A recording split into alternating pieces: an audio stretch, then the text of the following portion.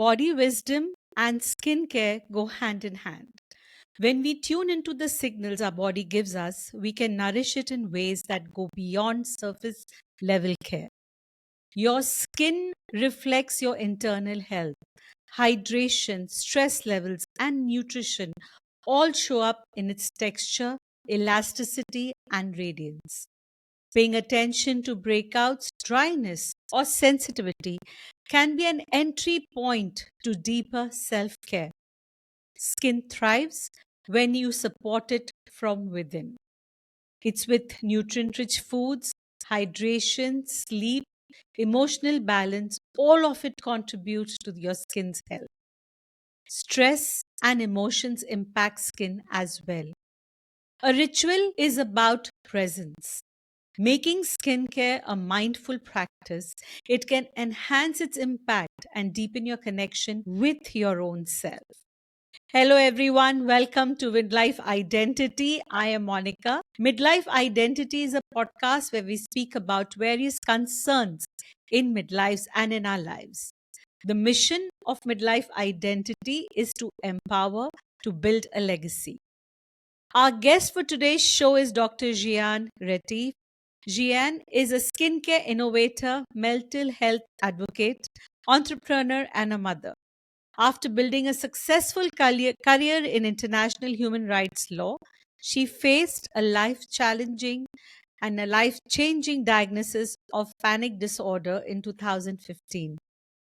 Instead of letting it define her, she used it as a catalyst to create Fiji Beauty, a skincare line designed for sensitive souls, and Fiji Soul, a platform dedicated to open, honest conversations around mental health.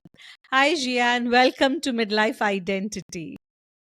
Hello, thank you so much for having me, and I'm excited for getting into the conversation. Yes. It's a pleasure to have you on our show. And midlife is all about, what we feel from within, how we change with the life challenges, how our personality is built, and how do we reinvent, rebuild, and build ourselves in spite of all that we face in the world. Mhm. So, yes, you have created the skincare line. Can you tell us about it and just walk us through your journey? Well, as you said, my journey began in international human rights and humanitarian law, but then I was diagnosed with panic disorder and I had to change things around. Figgy was born because I had this need to at least have one part of my diagnosis I could be in control of or feel like I was in control of it. When you say you have panic disorder, most people think it's a person who has panic attacks, but it's much more complicated than that. It involves a lot more. And one of the key external symptoms to my panic disorder was really sensitive skin. So I wanted to speak to one of these symptoms, and I knew this wonderful ingredient from my native South Africa, rooibos tea, which has so much scientific evidence behind it. And it's a wonderful anti inflammatory and calming agent. And I wanted to create something with that could look after my largest organ and one of my many symptoms. But you did understand the fact that something is happening within which is showing on your skin. Or it was after you got, diagnosed and then you understood it. Yeah, I think a lot of understanding about what was going on beneath the surface came after the journey to acceptance of the diagnosis started. Before diagnosis, it was ignorance. And after diagnosis, it was denial. So you didn't make place for that kind of identifying those types of things that were showing up in your life. Now, when I look back at it, I can say, oh, okay, these things may have been happening because I was struggling with anxiety. But my skin for sure has always been sensitive, became more sensitive after my diagnosis. And I could definitely start to see that whatever was manifesting on the inside was showing up on the outside. So for me and for my skin, I had a lot of redness. I suddenly had a lot of inflammatory breakouts, which was completely uncharacteristic for me. It was not my skin type at all. I've always had dry skin, but then I started having dry patches, burning, itching, scratching sensations on my skin that made me so uncomfortable that I would scratch wounds onto my skin because I would feel like there's this irritation, this crawling sensation underneath my skin. So, when I started connecting the dots, it's almost like, how deep do you want this rabbit hole to go? uh, when you say it is, our body always shows us signs, gives us signs all the time. But many a times, as you said, acceptance and denial that just do not let us see the signs. We believe, okay, it must be a rash out of some, something else, something you must have eaten, some allergy or something like this. But we do not want to accept that no, something is going on inside us and our skin is like our body is keeping on speaking to us, but we don't want to hear that. But then, how did you happen to hear yourself? Sorry, I just need to take a sip of water. Yeah, sure. My body feels parched. How did I happen to hear myself? That's really the most difficult part of my story.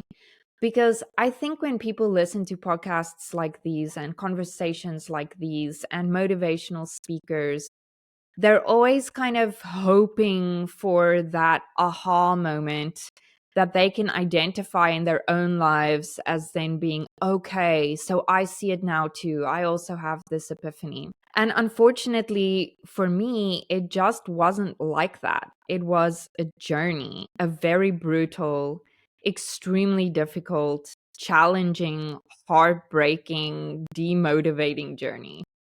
A lot of false starts, a lot of relapses. And it was like every time I took a step back or it felt like I relapsed, I gained a small part of myself. Like I gained a little bit of understanding with that. And the next time I would gain a little bit more. And it's like these small little parts started culminating to the eventual, okay, if I put all of these small pieces of the puzzle together, this may look something akin to acceptance. And the issue or the problem in explaining that to others is that none of us have the same puzzle Same. pieces. Yes. All of our puzzles look different. They have Different. different Absolutely. colors, different structures. So it's so difficult to give that one answer that's going to kind of be that light at the end of the tunnel for you. The best and most authentic response I can give is it really is hard, but it is a journey. And if you can find it in yourself to keep on getting up and keep on trying, it's going to naturally progress to where it needs to be eventually, which is a horrible thing to say to somebody who's in the throes of struggle. Yeah, I mean, as you rightly said, each one has got, of course, their own journey, and it's how much you understand yourself or how much you are ready at that time to listen to outside or inside, Mhm. whichever. Because you shut off, I think a person in that moment shuts themselves up completely from all the four sides. So there is no little, even a little inch of you which is open, which is ready to receive. So it has to all come from within our own selves to be able to receive, reach out, or try something. So, yeah, as you said, about each person's journey, and no puzzle, nothing is similar. So, one has to search for themselves. Yeah, unfortunately, that's the truth. I mean, the thing that we tend to do is we're always looking for the solution. We have a problem. What is the solution? Others have struggled through this. Let me see what kind of solution they found. And the thing that I've realized is no one has the solution for you. No one. It's It really, doesn't matter how educated and how experienced they are, no one except you has the solution for you. The solution is inside of you. You can, you can ingest content and advice, but the key is to ingest it wisely and to choose what you keep for yourself how you change the narrative of what you've ingested to fit into your narrative. And then you need to find the solutions. The reasons why we keep relapsing and keep finding ourselves in the same circle going around and around and around again is because we keep looking towards someone else or someone else's journey or someone else's life lessons to give us the solutions we need. And it's just unfortunately always going to disappoint you unless you start looking for the solutions within you. Then, but then, how does one go and just address one own self? Because as you said, we keep looking out, we try, you try everything. So when is that, if you could share, that moment where you would feel from within? How? Because as I mean, like, we go to a doctor, we go to therapists, we go to so many people, as searching for solutions. When and how is it going to strike? It is within you and you search for yourself. Because we believe when you don't get any answers, we believe there is no solution. And then you go into it deeper and deeper because you cannot find that. The thing is that we struggle to understand. We don't see, we tend to be very closed in our viewpoint of how we see time and how time moves.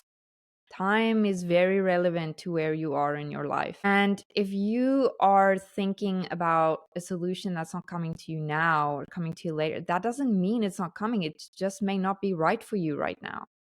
But none of us want to hear that because that does not solve our immediate stress and our immediate anxiety, right? Um, so I would say there is no easy way to do it. And if you are in a space where you're asking this question, how do I look within myself? How do I find the solution?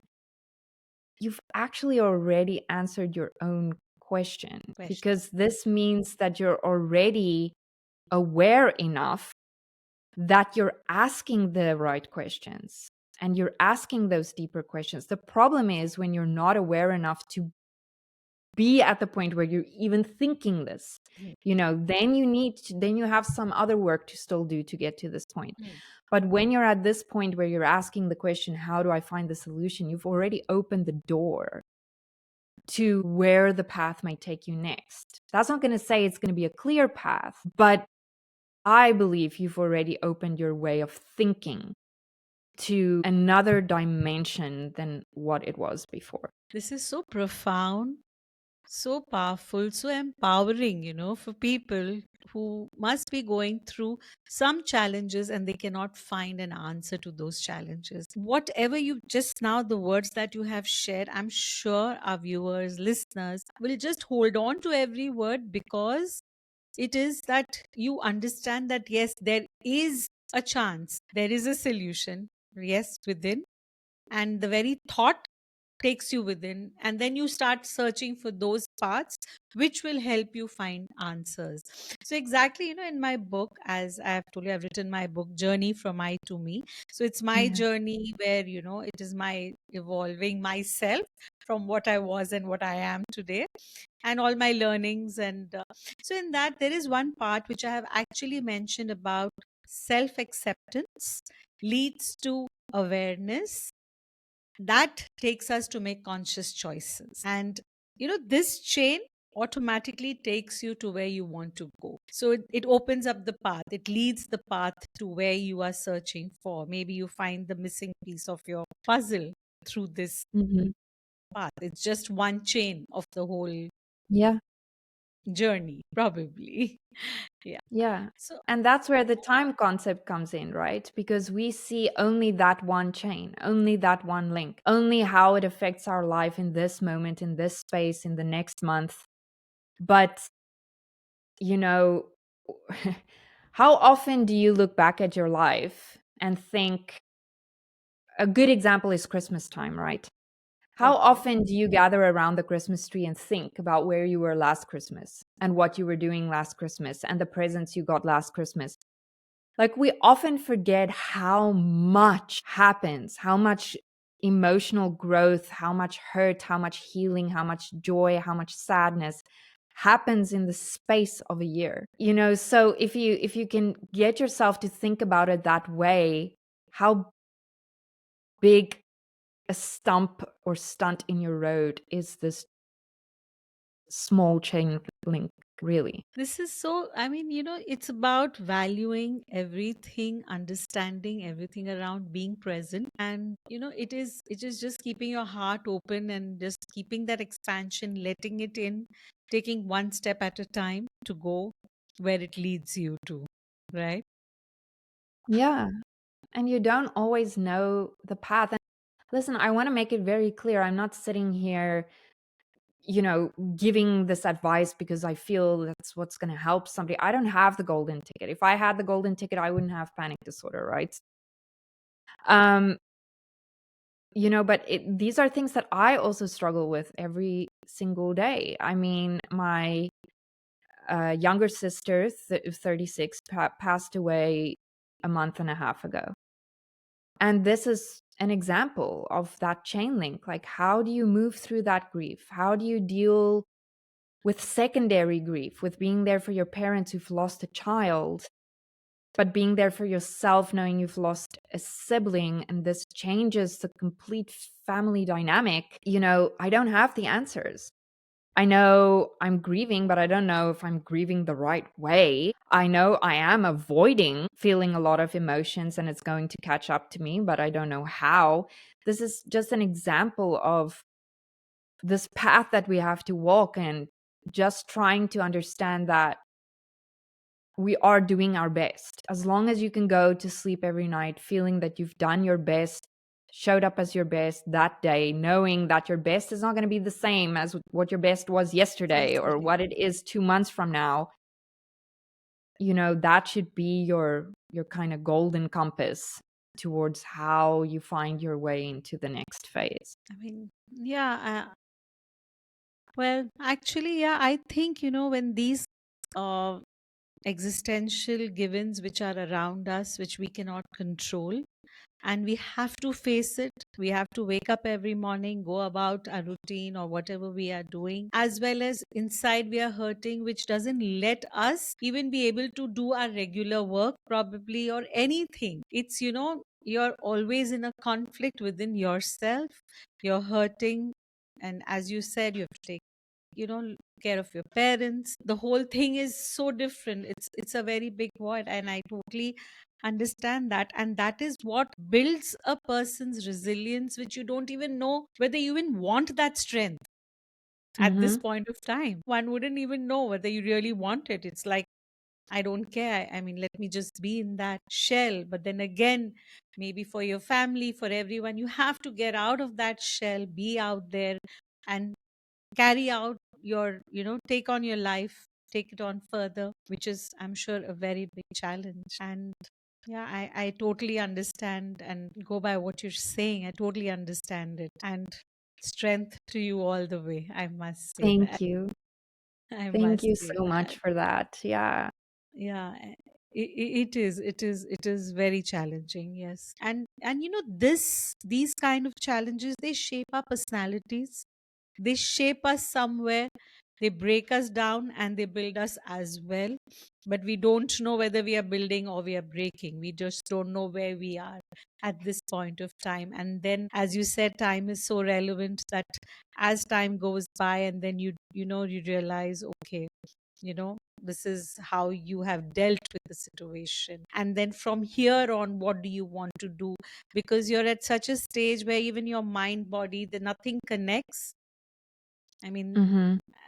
it just puts you off completely. You don't know where you are. And Yeah. yeah.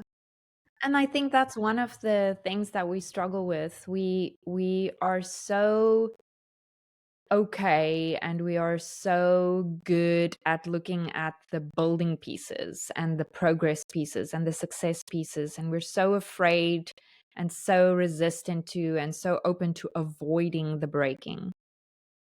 But the breaking, if you look at anything in nature and in life, is so necessary. In winter, everything breaks, everything dies, and it comes back beautifully. It's not necessarily a bad thing to break. Sometimes we need that complete kind of, what's the word that I'm looking for?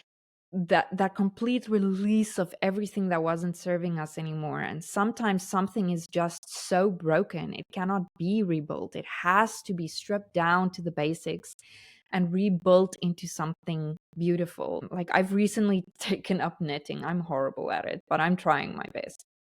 And it's like knitting a sweater, right? And being halfway through and you've just made so many mistakes, you have to literally rip the whole thing apart Whole and thing start apart. over again. And then it's this beautiful piece of art. It's the same with everything in life. And not only do we have to wrap our minds around the fact that breaking is okay, we have to learn to accept that we're going to break many times throughout our lifetime because we're going to enter new life cycles, new phases. Relationships in our lives are going to break up and mend and, maybe not mend. Our children are going to leave the house. Our marriages may, hopefully not, but may end. People that we love may leave this life. There will always be points in our life where breakings will occur.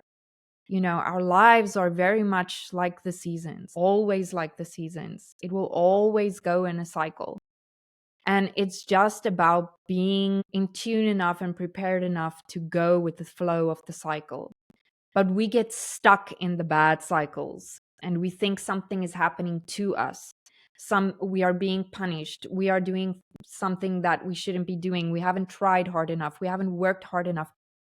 But sometimes it's just that cycle of your life. You may be in the winter of your life, but that will turn into the spring, which will turn into the summer, which will naturally go into the autumn. So it's just the cycle of how things are naturally meant to be. Yeah, absolutely. Nothing is permanent, Hmm. everything is temporary. Hmm. And then the moment we attach ourselves to these temporary situations, we start, living and building our lives around them. The moment we learn the art of detachment, that is detachment, I'm not speaking about nirvana or detaching from the world, but detaching from that situation. It's like sitting on the fence and you look at the situation, understand, as you said, a season, a cycle, and just let it go by, awaiting the new spring coming in. And then you can even look at it with a bit better lens, a different perspective. Maybe once you detach yourself, you do not believe that this situation is me. It is a situation which has come in, I will deal with it. And yes, easier said than done, there's no doubt about it. But we can train ourselves to learn to be able to detach and then look at it from a fence or from a helicopter view, and then deal with it and just take the next step on. I think that really works. Yeah, for sure. I truly believe that. I mean, it's so true that we try to sit on the fence and we look at these cycles from the outside in. But I always love the earth. I just love the earth connection to everything that happens in life. And when you enter this cycle of winter, it's really the same as your garden. What are you doing to prepare the soil of your soul? How are you hibernating to prepare for the spring to break? What kind of fertilizers are you giving to the ground to reinvigorate it, to bring new life? It's the same with how you work on yourself and how you work in your life to understand how the next cycle of your journey is going to show up. Yeah, I mean, yeah, it's so beautifully you said, it's like the seed. What are you nourishing that seed with? And then we have the sprout and the plant coming, and that is what we will get as what we put into it. So, yeah, very beautifully said. So I think you can tell us about your beauty line, Fiji. How did it come about? And, what is the science behind it? And everything Okay. about your beautiful line. So, Figgy, as I said, came about because I wanted to address one of my biggest external symptoms of my panic disorder, which is very sensitive skin. And I'm South African, so rooibos tea is a staple in South African households. I don't know if you've ever had it. No, I haven't. Okay, it's very unique. It only grows in a small, specific part of South Africa. And there's so many decades of scientific evidence from all across the world on this plant. It's called a tea, but it's actually a herb.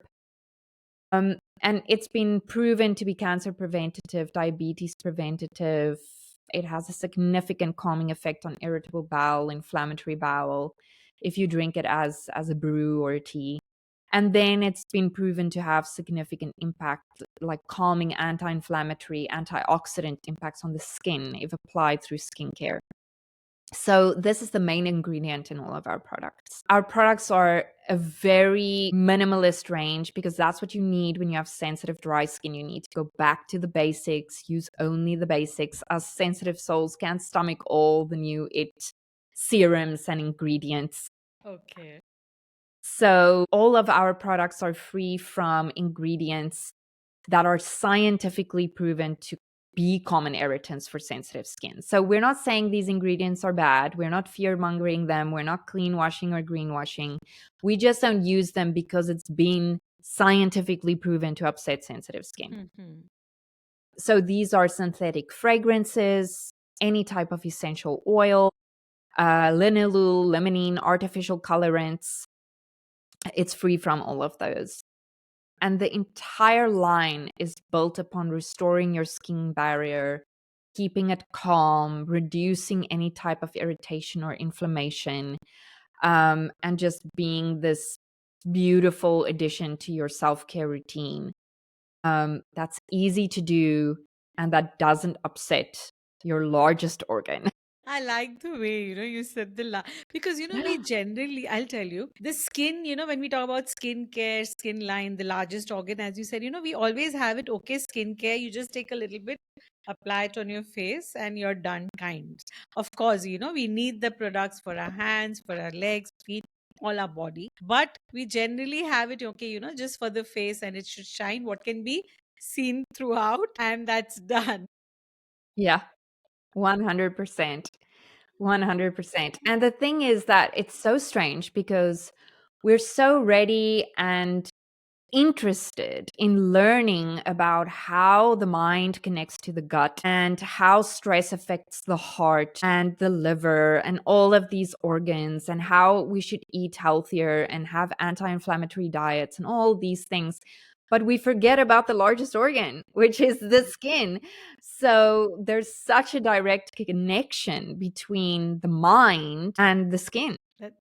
I mean, this is actually so true, but we do not put too much thought of it.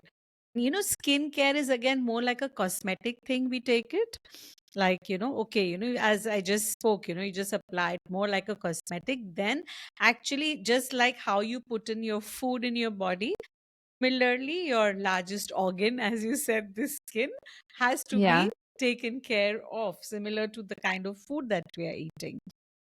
But then, like, what is it that you feel, a routine, or what should one follow to, take care of our largest organ? I mean, the absolute boring part of that is it really comes down to what happens inside the body. No skincare regimen is ever going to cure everything that happens and shows up in your skin. It's about hydrating, it's about understanding your diet, it's about understanding your triggers. If you have some kind of gut issue going, it's going to show up on your skin. So, what's causing the gut issues? What's causing the heart issues? Like, all of these things have an effect on the skin. So that should always be the first starting point. Mhm. For skincare, for me, because I have such sensitive skin, I have to keep it really, really basic. So all of these really high level treatment options are not always conducive to me. So my question for skincare regime is always, what are you trying to do? Are you trying to heal or are you trying to reveal? So that's a difference for me. I think most skincare is about revealing. We want to reveal a younger self, a better face to the world, no dark spots, even skin tone, less fine lines and wrinkles, smaller pores. This is what we want to reveal ourselves as. But for me, it's about what do you want to heal? What do you want to calm? Because there's so much noise, there's so much else going on. So if that is your purpose to heal, then the answer is simple. Take it back to the basics. You need to cleanse and you need to moisturize. That's what you need to do. Eat well, drink your water, all the stuff, internal, cleanse and moisturize. And so many people are so, especially, it's completely fine. Us ladies do want to have something for all those little tiny things that bother us. But if you really think about it, what is it that shows up on your skin that makes you feel like you're looking older than your years, or your skin is not bright and shining? And most of that is because of dehydration and because of a broken skin barrier. If your skin is well moisturized, hydrated, plump, it's more supple, it looks more supple, it looks more vibrant, it looks healthier, which then to me feels that I then need less of these reveal type of skincare products. So go back to the basics, do that well, and then decide where do you want to go from there. And the basics is good cleansers, good moisturizers. Okay, so I mean, then one doesn't really need too much of what is available around us. And this is the basic, as you said, we get started with. And then you make a choice with where you want to go from here. But you Sorry, think, the other big thing is sunscreen, obviously. okay, Sunscreen is very important. okay. When you said about sunscreen, I don't know why I'm always a very hesitant on using sunscreen. So now, okay, I don't have an answer for why am I hesitant, because so I'll be very honest. Seriously, I don't know why. For me, as you said, moisturizing, and I feel so done. I don't feel like adding on more. And I believe yes, I could say. So when I even step out, when I have to step out in the mornings, if I have some jobs to be done, I do not actually apply a sunscreen thinking that I'm simply layering up and I don't need it.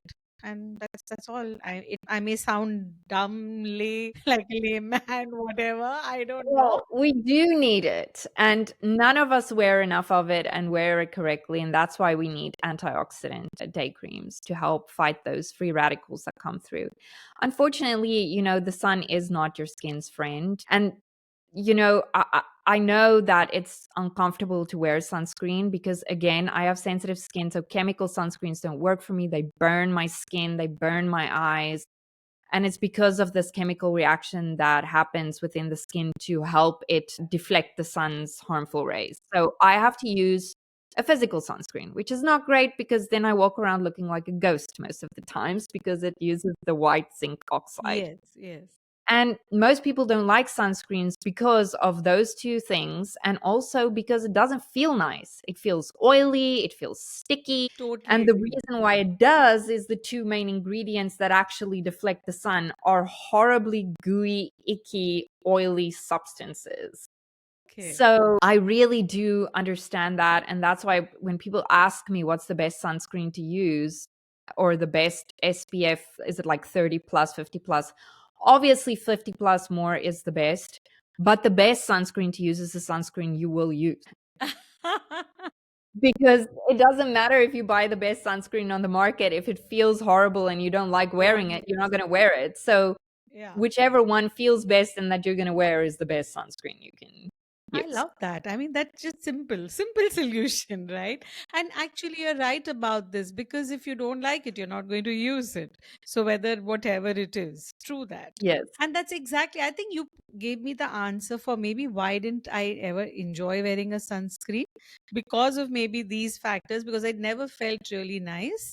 Mhm. That's what, if I'm breaking it down now. So, but I didn't put too much of thought to it. I just applied it once, twice. I didn't like it. And, and you look at yourself, that ghostly look is always there. Oh, yes. I hated my husband used to ask me if I was sick, and then he started noticing it's just the sunscreen. So he's used to it now. But no, I really do get it. I really do understand. When it comes to SPF and sunscreen, that's not just, as I say, a reveal cosmetic. Skin cancer is a very real and it is very harmful to us. There are many more people being diagnosed with that on a yearly basis. So it is a healing thing. Essential. But yeah, I'm not gonna lie. It's not a lot of fun shifting through all of the sunscreens trying to figure out what works for you. So, you have the sunscreen as well in your line of products. And We do not, okay. because I feel that Every product you use should do what it does best and be for the purpose it is meant to be, so as to be the most effective it can be. So a day cream for me is all about hydration and added protection. So antioxidants, because none of us apply our sunscreen correctly, improve the efficacy of your sunscreen because they can catch the UV rays that still come through your sunscreen. Sunscreen is meant to protect. And that's what it should do. That should be its job. We are working on a sunscreen, but it's going to be years in the making because, as I said, there's so many elements to consider to make a sunscreen really nice and wearable. So even now, I'm still shifting through sunscreens every season. I'm trying another one, and I still haven't found one that I will say is my absolute staple. So do let me know which is a good one. I'll just blindly pick it up on what you say, Thank you. going by your experience, because as I said, I somehow avoid them completely, but I think I'll start adding it to my skincare. Yes. You had shared about your panic disorders. Can you just, for our audiences, make them understand a little more deeper, if you wish to, about what it is exactly? And Yeah, so I think when you hear somebody has a panic disorder, you assume it's somebody that has panic attacks, which is true. But it is a type of anxiety disorder. So within the umbrella of anxiety disorders, you have general anxiety disorders, OCD, PTSD, CPTSD, and panic disorder. So I will say it's extremely important to get properly diagnosed by a psychiatrist that knows his or her stuff in anxiety, that can diagnose you with the right type of anxiety disorder.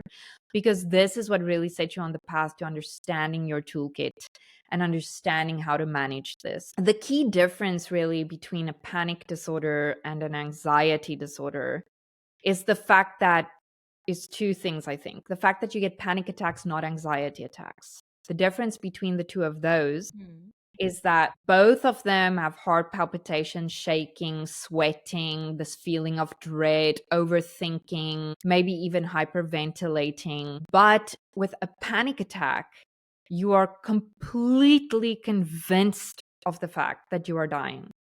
Life flashing in front of your eyes, near death experience, and you are convinced that you're going crazy, that you're losing your mind, that people won't believe you. It's harder for me to explain how excruciating that is than it is for me to explain what it feels like to absolutely believe you're dying, because it feels like you're literally a prisoner within the confines of your own mind. It really feels like you're going insane. The other key difference between panic and anxiety is with anxiety, generalized anxiety, it almost feels like you're always buzzing. You're always more nervous than others. You're always kind of stressed. You're always kind of overthinking. And with panic disorders, you're actually highly functioning most of the time. A panic attack just hits. There's no precursor. I can be sitting here talking to you being absolutely fine, and I will just be in the midst of the panic attack. And then you start changing your behaviors to avoid another panic attack. So, for example, in the beginning, I stopped eating completely for 2 weeks because I had the sensation that I was choking and couldn't breathe. And I had the fear that if I had anything in my throat or in my mouth, I was going to choke and I was Sure. going to die. So I stopped eating. Another incident was I stopped leaving the house completely because I had a panic attack when I was alone in a mall. And I associated that with having a panic attack. So you start changing things and you start avoiding things. That's mostly the key difference. But many other things show up for you. So because your body is so overwhelmed with this trauma response and it's such a high that you come down from, you struggle with other things like gut issues, irritable bowel syndrome, maybe sometimes even something more serious like inflammatory bowel diseases, those types of things. I struggle with migraine attacks, very, very debilitating migraine attacks, insomnia, night terrors, difficulties with controlling your blood sugar levels, So you get really ill and shaky and so on when you're hungry. All of these things manifest because of this high anxiety your body is always running on. It's getting confused. So it's starting to send all the wrong signals at the wrong time. So I think that's the biggest thing people misunderstand about a panic disorder. It's not just about having a panic attack and that's bad and it doesn't feel nice. It's about every single tentacle it has that has an impact on your daily life. Right. And when you have a panic attack, you also have the panic hangover. So, depending on how bad the attack is, for me, it can last anywhere from 24 hours to maybe a week or two. And that's because your body was in such a high trauma response, releasing so much cortisol, so much adrenaline, and then it crashes. Sorry about that. But then it crashes, and you got to come down from that. It's a very traumatic experience. So you go into a very deep depression. You're unbelievably fatigued. Like you cannot get out of bed. You it feels like you can't lift your hand from the pillow. You're confused. It feels like you're walking in a daze, like you're cloudy. You have headaches and migraines. It's really, I think that's why they call it a hangover, because it's very debilitating and it takes time to get through that and to recover from that. And then you pile on all the emotions that come with that, the guilt, the shame. You. Yeah. Why did this happen again? How did I miss the triggers? Like all of that. So it's a very, very life-changing, all-encompassing, real thing to be dealing with on a daily basis. But then what leads to it? What are the triggers? Why does this happen? Are there any answers to that? So as it's been explained to me, Mhm. most anxiety disorders, like many mental illnesses, have a genetic component to it. And this was Mhm. one of the reasons I was very afraid of getting diagnosed, because of my history, and my family history is wrought with mental health issues that were largely undiagnosed. So I didn't want to be like that.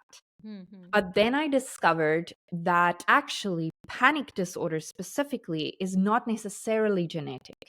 It comes from complex post traumatic stress. So, this means usually in childhood, when you've been exposed to prolonged periods of trauma inflicted by people in a position to trust you. So, for me, that was my grandfather, my uncle, and various other things that happened in my parental relationships. And this obviously caught up to me and caused this kind of panic response. So it depends on what kind of anxiety disorder you were diagnosed with, what's your history, what's your genetics. But as I say, this is how it was explained to me and why I have this. And but then you would be requiring, does one require a support system to be able to understand and help you through it? Because, Yes. yeah, because I think all that you told us right now, you shared with us. I mean, one should have that much deep empathy to understand the compassion, to know what you would be going through at that point of time. Like a person, if we are not educated about it, like a lot, what I'm just hearing from you, I'm understanding, processing it. So it is that one has to be educated enough about this to understand all your post traumatic symptoms as well, to be there at that time with that person, to be show your empathy, show your love, show your care for them, to be able to come out of it smoothly and little easier, or just feel that support. Yeah, 100%. That's why it is so important to get diagnosed. You have to find a therapist or a psychologist. So, for example, in South Africa, a psychologist cannot prescribe medications or make a diagnosis. You have to see a psychiatrist, and the psychologist will be the cognitive behavioral therapy and walking the longer journey with you, right? So, it's so important to do that. So many people, Dr. Google these days, there is a heightened stress level in the world at the moment, but that does not necessarily mean you have an anxiety disorder. So you have to get diagnosed so that you can understand what is happening to your body. It can be explained to you and you can be referred to the right type of support groups. Now, I will say that that has been the most challenging part of my journey is support outside of the medical system, because you see your psychologist for 50 minutes a week. What do you do the rest of the time? Correct. You're the one sitting with this. So that's why I founded Figgy Soul, because I wanted a community space where people like me can go to others that understand what we are going through and just vent or share your day or a bad day or a good day. A supportive network is so important. I would almost say it's almost impossible to get through this without it. It needs to be, and usually when you're with a very good therapist or a good psychiatrist, that would be one of the first things they start asking you about. What does your support network look like? How can we branch that out? Because it's so important. Yeah, I mean, because you really do need support at that time where you don't want people around who are judgmental about whatever's happened to you. Because Hmm. as it is, you are going through enough yourself for people to come and, be judge you or, make you feel bad about what all that you have gone through. So I think, yeah, I think that is what is important. That's when I feel understanding, compassion, empathy, all of that has to be a big high point to help that person move from that space to a better space. Hmm. And so your support group which you're speaking about, the community you have created, and that's such a beautiful work, so that people do understand. And I'm sure through this podcast as well, where people who tune in, and if they just resonate with it, I'm sure would find some hope somewhere. And I that's hope great work so. you're doing. Thank That's you. such great work you're doing, because everybody looks for some kind of a support in everything we do, we feel, we go through. We need that validation as well. That if today I'm going through a particular phase or an emotion, shouldn't be judged. It shouldn't be wronged. It shouldn't be felt ki, "Oh, why she need to go through all of this? It's okay. Everything looks hunky dory around. Hmm. But Hmm. that is not the case. Nobody wants to look below the surface. Everybody just looks outside, deals with that, and there is not one hand. You just want that one hand which holds you and Yeah. understands you. And that's such great work you're doing. Kudos to you, I must say that. Thank you so much. That's so beautiful. And you have shared with our viewers and listeners so deeply and so, in very simple words. And I actually felt, that emotion every time, whatever what you were speaking about, that what one goes through. And people, it's very difficult to understand of, what one is facing at that point of time. Yeah. And the post traumatic effects as well. So I think, we keep hearing quotes, right, that if you're seeing a person smile or a person cry, we just judge, but we don't know where does that smile, what is hidden behind that smile or hidden behind that tear. Yeah. And Very. this is so important, and you really shared it. These are such valuable words which you've shared with our viewers, and they would feel some support, they would understand a lot much more than what we all know and understand. Mhm. That's beautiful, and that's really very, I could say, kind of you, generous of you, to Thank share all of you. your feelings and thoughts on this Thank you. platform. That's really Thank you. beautiful. And then tell us, okay, how did you, like, okay, because of all of this, still, how did you come up with Figgy then? I mean, you thought that you want that skincare for your, because of the skin breakout. So how did Figgy come into being then?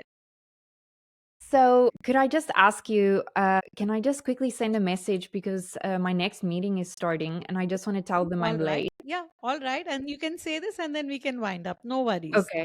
Let me just send them a message because they're waiting All for right. me.